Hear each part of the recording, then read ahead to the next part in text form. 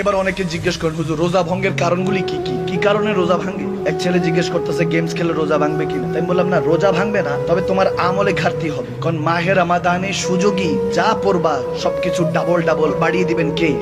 রোজা ভাঙের কারণগুলি বলে দিয়ে যাচ্ছে, মুখস্থ করেন। যদি মুখস্থ না থাকে অনলাইনে চলে যাবে, ওখান থেকে শুনে নেবেন। রোজা ভাঙার 18টি কারণ ইমামগণরা ফতুয়া দিয়েছেন, গভীরভাবে খেয়াল করতে হবে।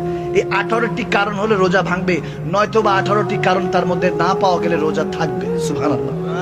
প্রথমটা, ভুলে খাওয়া বা পান করার পর রোজা ভেঙে গেছে মনে করে আবার ইচ্ছাকৃতভাবে খাওয়া বা পান করা, তাহলে রোজা ভেঙে যাবে। দ্বিতীয় কারণ, বিড়ি সিগারেট হুক্কা সেবন করলে। বলে হুজুর এটা তো পান করিনি, স্মোকিং। দুয়া আইসে আর গেছে, কোনো পানিও না খানাও না, তাদের জন্য বলছি সিগারেট পান করলে তোমাদের রোজা ভেঙে যাবে। তৃতীয়, কাঁচা কোনো চাল, আটার খামির বা একত্রে অনেক লবণ খেলে রোজা ভেঙে যাবে। এমন কোনো বস্তু খাওয়া যা সাধারণত খাওয়া হয় না, যেমন কাঠ, লোহা।